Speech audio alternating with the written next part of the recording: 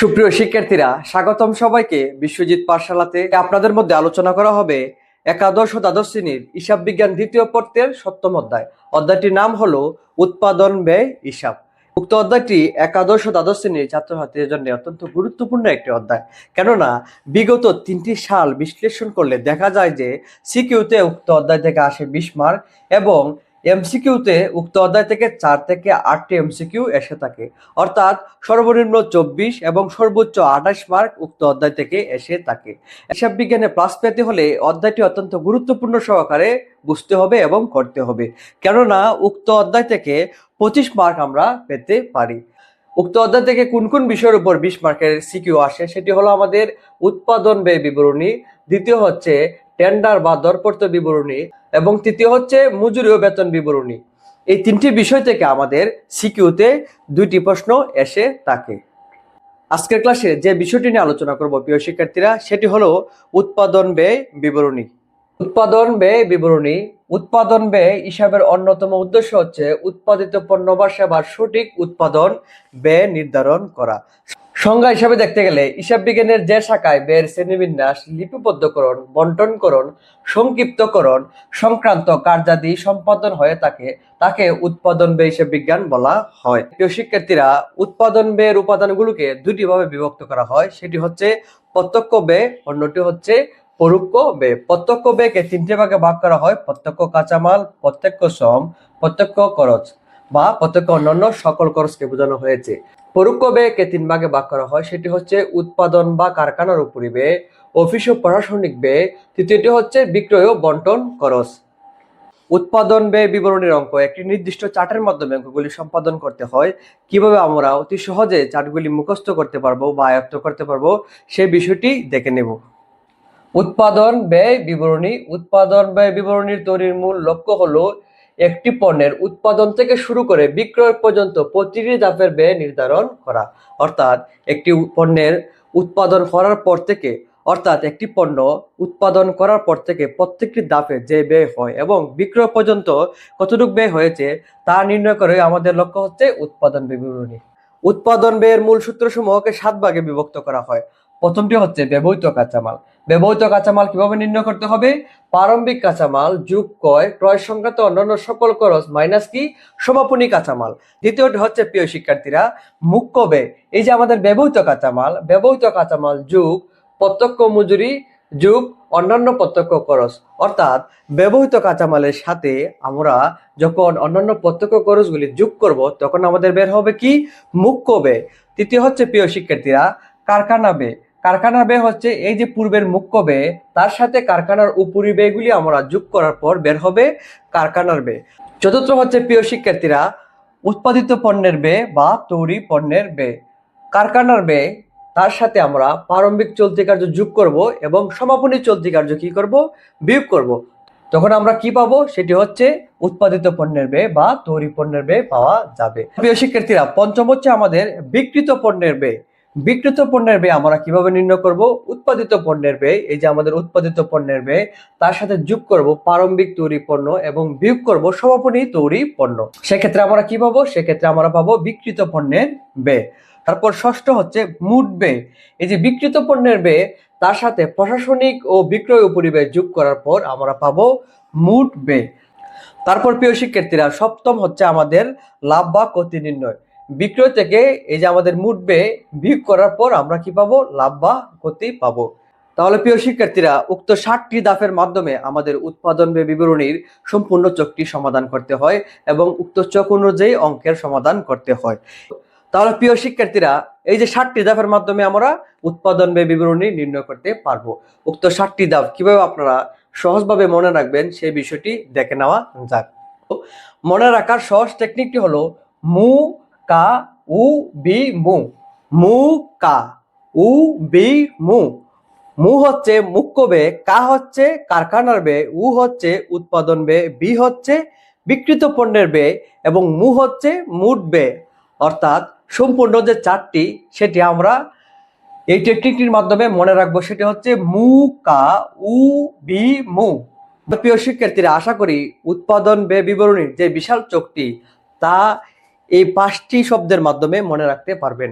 আরেকটি বিষয় মনে রাখবেন, সেটি হচ্ছে মজুদ পণ্যের সহজ নিয়ম। প্রারম্ভিক মানেই যোগ হবে, সমাপনী মানেই কি হবে, বিয়োগ হবে। অর্থাৎ প্রারম্ভিক কাঁচামাল, প্রারম্ভিক চলতি কার্য, প্রারম্ভিক তৈরি পণ্য, এই সবগুলি আমাদের যোগ হবে, এবং সমাপনী কাঁচামাল, সমাপনী চলতি কার্য, সমাপনী তৈরি পণ্য, সেগুলি কি হবে, আমাদের বিয়োগ হবে। পাঠ্যপুস্তক বইয়ে উৎপাদন ব্যয় বিবরণীর চার্ট কিন্তু অনেক বড়। আমরা সংক্ষিপ্তভাবে চার্টটি মনে রাখবো এবং অঙ্ক করার ক্ষেত্রে বাকি সবগুলি আমাদের আয়ত্ত চলে আসবে। আশা করি বিষয়টি বুঝতে পেরেছেন। আমার প্রিয় শিক্ষার্থীরা, এতক্ষণ যে বিষয় নিয়ে আলোচনা করা হয়েছে, উক্ত বিষয়ের সমস্ত বিষয়গুলি একটি বিগত সালের অঙ্কের মাধ্যমে সমাধান করে দেখাবো। বিগত সালের অঙ্কটি হলো, এবিসি কোম্পানির কিছু উৎপাদন ব্যয় সংক্রান্ত তথ্য নিম্নে দেওয়া আছে, এবং সেই তথ্য থেকে আমরা মুখ্য ব্যয়ের পরিমাণ নির্ণয় করব, বিক্রিত পণ্যের ব্যয়ের পরিমাণ নির্ণয় করব, এবং সর্বশেষে নিট মুনাফার পরিমাণ নির্ণয় করব। প্রথম করণীয় বিষয় হচ্ছে মুখ্য ব্যয়ের পরিমাণ নির্ণয় করো। কিভাবে আমাদের মুখ্য ব্যয় নির্ণয় করতে হয়? ব্যবহৃত কাঁচামালের সাথে প্রত্যক্ষ মজুরি বা প্রত্যক্ষ অন্যান্য খরচ যোগ করার পর আমাদের মুখ্য ব্যয় পাওয়া যাবে। যেহেতু প্রশ্নপত্রে ব্যবহৃত কাঁচামাল দেওয়া আছে, সেক্ষেত্রে আলাদাভাবে ব্যবহৃত কাঁচামাল নির্ণয় করার প্রয়োজন নেই। প্রশ্নপত্রে ব্যবহৃত কাঁচামাল দেওয়া আছে কত, 40,000 টাকা। এবং উক্ত সমস্ত অঙ্কের মধ্যে এই যে প্রত্যক্ষ মজুরি 24,000 টাকা, ঘন্টা প্রতি 4 টাকা হারে, তারপর আর কোনো প্রত্যক্ষ খরচ বা প্রত্যক্ষ কোনো কিছু দেওয়া নেই। সেক্ষেত্রে আমাদের প্রত্যক্ষ মজুরি ঘন্টা প্রতি 4 টাকা। উক্ত 24,000-এর সাথে 4 টাকা গুণ করার পর পাওয়া যায় আমাদের 96,000 টাকা। এই দুইটি এন্ট্রি যোগ করার পর আমাদের যে ফলাফল পাওয়া যাবে সেটি হচ্ছে আমাদের মুখ্য ব্যয়। তারপর এই 40,000 এবং 96,000 টাকা যোগ করলে আমাদের যোগফল আসবে 1,36,000 টাকা। সেটি হলো আমাদের মুখ্য ব্যয়ের পরিমাণ। মুখ্য ব্যয় নির্ণয় করতে গেলে আমাদের কি করতে হবে? ব্যবহৃত কাঁচামাল ব্যয় পূর্বে নির্ণয় করতে হবে। ব্যবহৃত কাঁচামাল যেহেতু প্রশ্নে পড়তে দেওয়া আছে, সেক্ষেত্রে ব্যবহৃত কাঁচামালের সাথে প্রত্যক্ষ মজুরি বা প্রত্যক্ষ অন্যান্য খরচ যোগ করার পর আমরা পাবো মুখ্য ব্যয়ের পরিমাণ। পরবর্তী করণীয় বিষয় হচ্ছে বিক্রিত পণ্যের ব্যয়ের পরিমাণ নির্ণয় করো। বিক্রিত পণ্যের ব্যয়ের পরিমাণ নির্ণয় করতে গেলে আমাদের কি করতে হবে? প্রথমে ব্যবহৃত কাঁচামাল, তারপর মুখ্য ব্যয়, তারপর হচ্ছে কারখানার ব্যয়, তারপর উৎপাদিত পণ্যের ব্যয় বা তৈরি পণ্যের ব্যয়, তারপর আমাদের বিক্রিত পণ্যের ব্যয়। মানে ধারাবাহিকভাবে আসতে গেলে আমাদের পঞ্চম হচ্ছে বিক্রিত পণ্যের ব্যয়।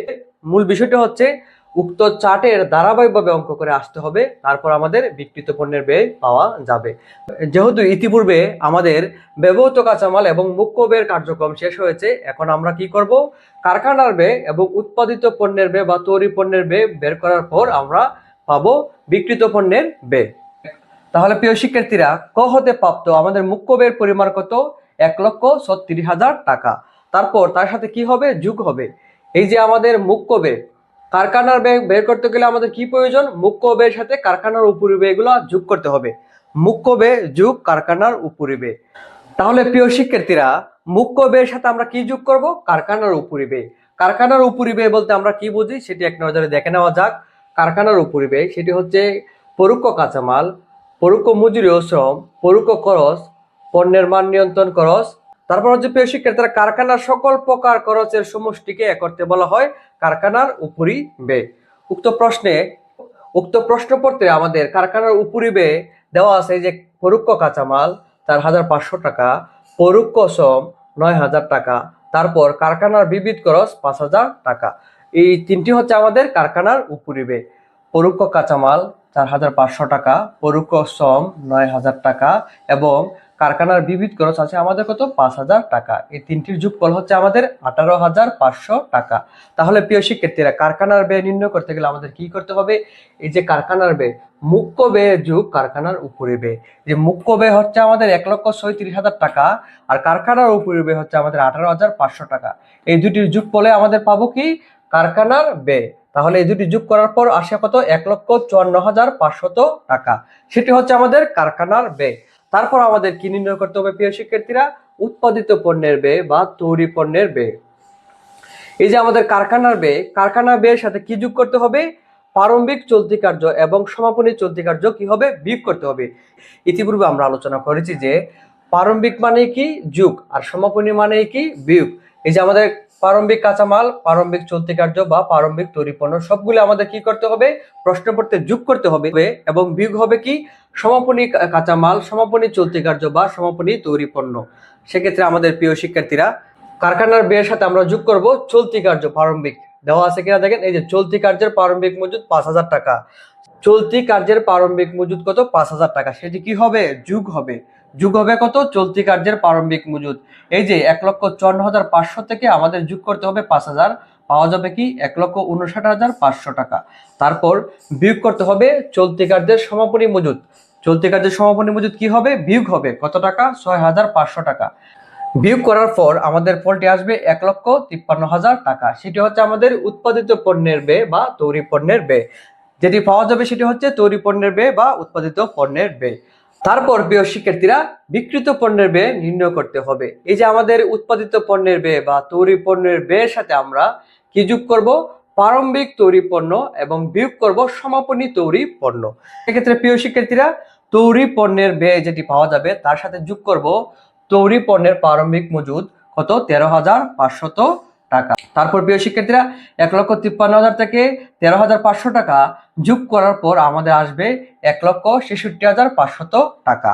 তারপর বিয়োগ হবে কি তৈরি পণ্যের সমাপনী মজুদ। তৈরি পণ্যের সমাপনী মজুদ কত? 8,500 টাকা। 8,500 টাকা বিয়োগ করার পর আমাদের যে ফলটি আসবে অর্থাৎ 1,58,000 টাকা, সেটি হচ্ছে আমাদের বিক্রিত পণ্যের ব্যয়। বিক্রিত পণ্যের ব্যয়ের পরিমাণ কত? 1,58,000 টাকা। প্রশ্নপত্রে কি চেয়েছিল? বিক্রিত পণ্যের ব্যয় নির্ণয় করো।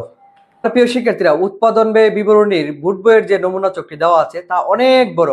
সংক্ষিপ্তভাবে আপনারা পড়া টেবিলের সামনে উক্ত চকটি লিখে রাখবেন এবং তা মনে রাখার বা মুখস্থ করার টেকনিকটি হলো আমাদের ইতিপূর্বে আলোচনা করেছি, সেটি হচ্ছে মু কা উ বি মু। প্রথম আমাদের ব্যবহৃত কাঁচামাল, তারপর কি হবে? মুখ্য ব্যয়, তারপর কা দিয়ে কি? কারখানার ব্যয়। মুখ্য ব্যয়ের পর আমরা কি নির্ণয় করব? কারখানার ব্যয়। তারপর আমাদের কি করতে হবে? উৎপাদিত পণ্যের ব্যয় বা তৈরি পণ্যের ব্যয়, সেটি হচ্ছে উৎপাদিত পণ্যের ব্যয়। তারপর আমাদের কি করতে হবে? বিক্রিত পণ্যের ব্যয়, সেটি হচ্ছে বিক্রিত পণ্যের ব্যয়। এবং তারপর আমাদের মোট ব্যয় নির্ণয় করতে হবে। তারপর প্রিয় শিক্ষার্থীরা উক্ত 5টি ধাপ মনে থাকলেই প্রথম এবং শেষ ধাপটি এমনিতে আমাদের মনে রাখতে পারবো। তাহলে প্রিয় শিক্ষার্থীরা করণীয় তৃতীয় বিষয় হচ্ছে কি? নিট মুনাফার পরিমাণ নির্ণয় করো। ইতিপূর্বে আমরা উৎপাদন ব্যয় বিবরণীর চকটির পঞ্চম ধাপ পর্যন্ত করতে পেরেছি, অর্থাৎ বিক্রিত পণ্যের ব্যয় পর্যন্ত আমরা নির্ণয় করেছি। এখন আমরা মোট ব্যয় তারপর নিট লাভ বা ক্ষতি নির্ণয় করতে পারবো। মোট ব্যয় কিভাবে নির্ণয় করব? বিক্রিত পণ্যের ব্যয়ের সাথে যোগ করব প্রশাসনিক বা বিক্রয় উপরিব্যয়। উক্ত প্রশাসনিক ও বিক্রয় উপরিব্যয়কে সংক্ষিপ্ত বলা হয় পরিচালন ব্যয়। তাহলে প্রিয় শিক্ষার্থীরা 3 নং করণীয় বিষয় হচ্ছে বিশদ আয় বিবরণী তৈরি করো। বিক্রিত পণ্যের ব্যয় যা আমরা ইতিপূর্বে করেছি, ক হতে প্রাপ্ত কত টাকা? 1,58,000 টাকা। তারপর তার সাথে যোগ করব কি? পরিচালন ব্যয়। পরিচালন ব্যয় বলতে বোঝানো হয়েছে প্রশাসনিক ও বিক্রয় উপরিব্যয়কে। তাহলে প্রশাসনিক ও বিক্রয় উপরিব্যয় আমাদের প্রশ্নপত্রে কোথায় দেওয়া আছে? প্রশ্নপত্রে দেওয়া আছে প্রশাসনিক খরচ 10,000 টাকা। প্রশাসনিক খরচ লিখবো 10,000 টাকা। তারপর বিক্রয় খরচ দেওয়া আছে কত? 10,000 টাকা। বিক্রয় খরচ লিখবো 10,000 টাকা। 10,000 যোগ করার পর 20,000 টাকা লিখবো আমাদের দ্বিতীয় কলামে। তারপর উক্ত 1,58,000 টাকা এবং 20,000 টাকা কি করব? যোগ করব। যোগ করার পর যে ফলটি আসবে সেটি হচ্ছে আমাদের মোট ব্যয় 1,78,000 টাকা। অর্থাৎ বিক্রিত পণ্যের ব্যয়ের সাথে যখন পরিচালন ব্যয় যোগ করব তখন আমাদের পাওয়া যাবে কি? মোট ব্যয়। তারপর প্রিয় শিক্ষার্থীরা প্রশ্নপত্রে বলা আছে মুনাফা বিক্রয়ের উপর 20%। সেই বিষয়টি আমরা প্রশ্নপত্রে যদি বলা হয় যে মোট ব্যয়ের উপর 30% মুনাফা, তখন আমরা কি করব? শুধু মোট ব্যয় গুণন 30% দিলে আমাদের মুনাফা বের হবে। যদি প্রশ্নপত্রে বলা থাকে ব্যবসা অর্জিত লাভ বিক্রয়ের উপর 20% অথবা মুনাফা বিক্রয়ের 20%, সেক্ষেত্রে আমরা কি করব? মনে করি বিক্রয় 100 টাকা, সেক্ষেত্রে লাভ যেহেতু 20% মানে লাভ হচ্ছে 20 টাকা, আর আমাদের 100 টাকার মধ্যে বাকি 80 টাকা হচ্ছে মোট ব্যয়। তাহলে প্রিয় শিক্ষার্থীরা মোট ব্যয় যখন আমাদের 80 টাকা তখন লাভ কত? 20 টাকা। তারপর মোট ব্যয় যখন 1 টাকা হবে তখন মুনাফা কত হবে? মুনাফা অবশ্যই কমবে, কমলে কি হবে? ভাগ হবে। উপরে 20 নিচে হচ্ছে আমাদের 80। তারপর প্রিয় শিক্ষার্থীরা মোট ব্যয় কত? 1,78,000 টাকা। মোট ব্যয় যখন আমাদের 1,78,000 টাকা তখন মুনাফা কত হবে? 1,78,000 টাকা গুণন 20 ভাগ হচ্ছে আমাদের 80। বিষয়টি যখন আমরা সংক্ষিপ্তভাবে করব তখন মোট ব্যয় গুণন লাভের হার। লাভের হার কত? এই যে 20%। তারপর হচ্ছে মোট ব্যয়ের হার, মোট ব্যয়ের হার কত, এই যে 80%, মানে হচ্ছে বিক্রয় মূল্য 100 থেকে লাভের হার 20% বাদ দেওয়ার পর বাকি থাকে আমার কত, 80%। বিষয়টি সংক্ষিপ্তভাবে করবো আমরা। 1,78,000 টাকা ভাগ 80 গুণন 20, তাহলে আসে আমাদের 44,500 টাকা। এই যে মোট ব্যয়, তারপর যোগ মুনাফা, যোগ করার পর আমাদের আসবে বিক্রয় মূল্য। বিক্রয় মূল্য কত, 2,22,500 টাকা। প্রিয় শিক্ষার্থীরা, আশা করি আজকের উৎপাদন ব্যয় বিবরণীর যে চকটি নিয়ে আলোচনা করা হয়েছে এবং তার মাধ্যমে বিগত সালের যে অঙ্কের সমাধান করা হয়েছে বিষয়টি বুঝতে পেরেছেন।